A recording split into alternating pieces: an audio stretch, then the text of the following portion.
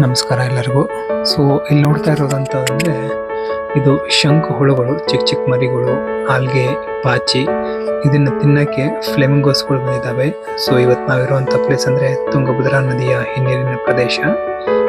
So ಫ್ಲೆಮಿಂಗೋಸ್ ಹುಡ್ತಾ pink ಇರೋದಿಲ್ಲ.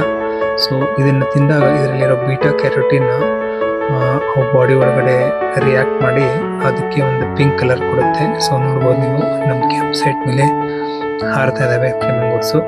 ಬನ್ನಿ ಇವನ್ನ ಹತ್ತಿರದಿಂದ ಹೋಗಿ ನೋಡ್ಕೊಂಡು ಹೋಗೋಣ ಡ್ರೋನ್ ಮುಖಾಂತರ.